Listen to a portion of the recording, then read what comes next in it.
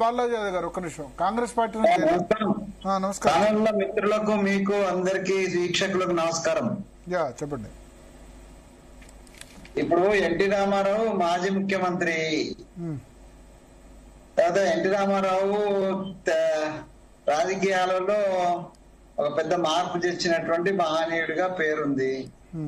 So ఆయన product లో, అంటే ఆయన పార్టీ ప్రోడక్ట్ లో ఉన్నటువంటి రేవంత్ రెడ్డి గారు ప్రస్తుతం ముఖ్యమంత్రిగా ఉన్నారు కాబట్టి వారికి అభిమానం ఉన్నది. రెండోది ఏంటంటే కాంగ్రెస్ పార్టీకి సంబంధించి పెద్దగా ఈ విగ్రహాల విషయంలో అంటే మన పార్టీ వాళ్ళదే ఉండాలి, మనయే ఉండాలి అనేటువంటి పెద్ద పట్టింపు అయితే కాంగ్రెస్ పార్టీకి ఉన్నట్టుగా నాకు ఇక్కడ నాకున్న నాలెడ్జ్ లో అట్లాంటి పట్టింపు ఏం లేదు. కాంగ్రెస్ ను వ్యతిరేకించినటువంటి అంబేద్కర్ ను ఇలా కాంగ్రెస్ పార్టీని నెత్తినెత్తుకొని తిరుగుతున్నటువంటి పరిస్థితి. అట్లాగే కాంగ్రెస్ పార్టీ ప్రధానమంత్రిగా ఉన్నటువంటి ఆ రోజు రాజీవ్ గాంధీ గారు ప్రతిపక్ష నేత అయినటువంటి వాజ్పేయి గారిని మన దేశ ప్రతినిధిగా ఐక్యరాజ్య సమితికి పంపినటువంటి అది ఉన్నది. సో కాంగ్రెస్ పార్టీకి కొంత బ్రాడ్ విజన్ ఉన్నది, బ్రాడ్ గా ఆలోచించే అది ఉన్నది. కాబట్టి ఆ క్రమంలో పెద్దగా కాంగ్రెస్ పార్టీ అప్పుడు ఎన్టీఆర్ ఇప్పుడు డొమెస్టిక్ టెర్మినల్ పేరు తీసేసి రాజీవ్ గాంధీ అంతర్జాతీయ విమానాశ్రయం పెట్టింది కాంగ్రెస్ పార్టీ. అప్పుడు రాజశేఖర రెడ్డి గారు చేసినారు. అట్లా అంటే ఉన్నాయి. నేను ఏమంటున్నా, ఓవరాల్ గా కాంగ్రెస్ పార్టీ పాలసీకి వ్యక్తులు కొంతమంది అక్కడిక్కడ ఉండొచ్చు, కానీ ఇప్పుడు మరి కాంగ్రెస్ పార్టీకి సంబంధించినటువంటి విధి విధానాల్లో పెద్దగా అంత వ్యతిరేకత లేకపోయినా ఇప్పుడున్నటువంటి పరిస్థితుల్లో మరి రేవంత్ రెడ్డి గారు ఎన్టీ రామారావు గారి విగ్రహం పెడితే అది వాగ్దానం అప్పుడు ఆడ చేసినారు. అది మన జూబ్లీహిల్స్ ఎలక్షన్స్ లో నేను కూడా ఇన్ఛార్జ్ గా ఉన్నాను. సో ఆ టైంలో ఆయన అక్కడ వాగ్దానం చేసినాడు. దానివల్ల ఆ సెటిలర్ ఓట్లు వస్తాయనేటువంటి ఆలోచనతోటి చేసిన మాట వాస్తవము. సో అప్పుడు కానీ వాస్తవం చెప్పాలంటే ఆయన ఊహించినట్టుగా ఆ సెటిలర్ ఓట్లన్నీ ఏం రాలే. అవన్నీ కూడా ఓటింగ్ రాకుండా ఆగిండ్రు వాళ్ళు. అదొకటి గమనించాలి మనం. ఆ ఓట్లతో గెలిచినాం అనుకుంటే ఇంకా కొద్దిగా మైనార్టీ ఓట్లు వచ్చినాయి, కానీ అజరుద్దీన్ పెట్టడం వల్లనో లేకపోతే కొంత ఎంఐఎం ఎంఐఎం యొక్క వెన్నుదన్ను కారణంగా మైనార్టీ ఓట్లు వచ్చినాయి, కానీ సెటిలర్ ఓట్లు ఏం రాలేదు. నేను అక్కడ ఇన్ఛార్జ్ గా ఉన్నా, అక్కడ తిరిగినా, నాకు అది అనుభవం ఉన్నది. సో నాకున్న ఎక్స్పీరియన్స్ ప్రకారము సెటిలర్స్ ఓటింగ్ రాలేదు చాలా మంది. సో ఎక్కువ సంఖ్యలో సెటిల్ రాలేదు. వాళ్ళు వాళ్ళ యొక్క సెటిలర్స్ ఎప్పుడు కూడా మీరు ఎంత కలుపుకొని ఎంత చేసినా కూడా వాళ్ళ ఆంధ్ర అస్తిత్వం కోసం, ఆంధ్ర కోసమే ప్రయత్నం చేస్తారు. తెలంగాణ అస్తిత్వం కోసం వాళ్ళు ఏం వెనుదనగా నిలబడరు. వాళ్ళ యొక్క అవకాశాలను బట్టి, అవసరాలను బట్టి టిఆర్ఎస్ కూడా సపోర్ట్ చేసి ఉండొచ్చు, బీజేపీ కూడా సపోర్ట్ చేసి ఉండొచ్చు, కానీ కాంగ్రెస్ కూడా సపోర్ట్ చేసి ఉండొచ్చు. కానీ అది వాళ్ళ ప్రాంత అస్తిత్వం, ప్రాంతానికి సంబంధించినటువంటి పూర్తి ఫీలింగ్ ఉంటది.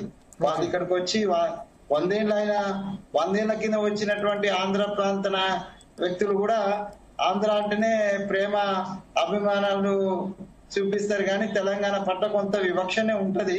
ఇక అది మనం దాన్ని ఏం చేయలేం. వాళ్ళ బ్లడ్ లో అది వచ్చింది, అట్లా ఉన్నది. దాన్ని తెలంగాణ ప్రజలు బాగా ఏమంటే సర్దుకపోయే సమయం టైప్ కాబట్టి మన అందరిని అడ్జస్ట్ అవుతున్నాం.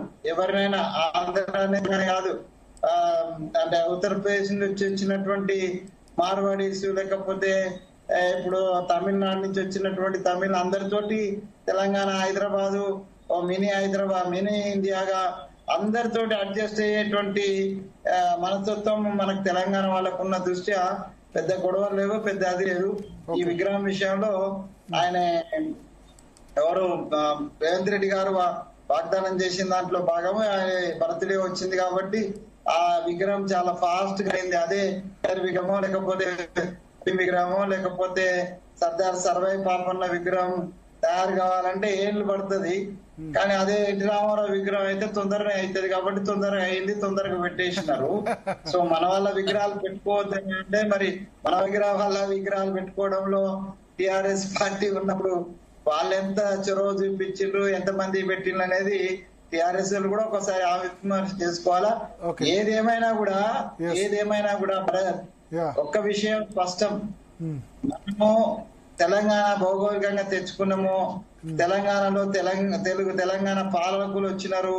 తెలంగాణ అసలు నికార్సి బిడ్డ అయినటువంటి కేసీఆర్ తెలంగాణ ముఖ్యమంత్రి అయిండు. ఇప్పుడు మరొక ముఖ్యమంత్రి అయిండు. ఎవరైనా కూడా ఒక ఇండైరెక్ట్ డామినేషను, ఆధిపత్యము ఆంధ్ర వాళ్ళది అనేక రంగాలలో. అది కాంట్రాక్ట్ లో కావచ్చు, రియల్ ఎస్టేట్ లో కావచ్చు, వ్యాపారంలో కావచ్చు. మీ ప్రభుత్వం వచ్చిన తర్వాత ఎందుకు వార్తలేదు? సరే కేసీఆర్ ఓకే, మరి మీ ప్రభుత్వం వచ్చిన తర్వాత కూడా ఎందుకు అట్లే ఉంది? మరి కేసీఆర్ వచ్చినప్పుడే మారినప్పుడు, కేసీఆర్ అనేటోడు ఒక ప్రాంతీయ పార్టీ తెలంగాణ అస్తిత్వానికి ప్రతిరూపం కదా. ఆయనప్పుడే మారినప్పుడు ఒక జాతీయ పార్టీ పెద్ద అరమరికలు లేకుండా పెద్ద అంటే తెలంగాణ ఫుల్ ఫీలింగ్ ఉన్నటువంటి తెలంగాణ ఉద్యమకుడు కాదు కదా ఇప్పుడు ఉన్నటువంటి ముఖ్యమంత్రి గారు. ఓకే కాదుగా.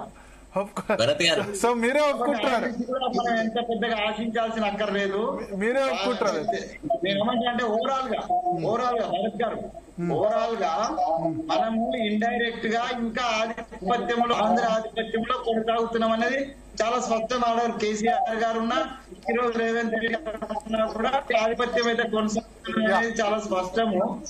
ఒకసారి బీజేపీ ఒపీనియన్ తీసుకుందాం. ప్రేమేందర్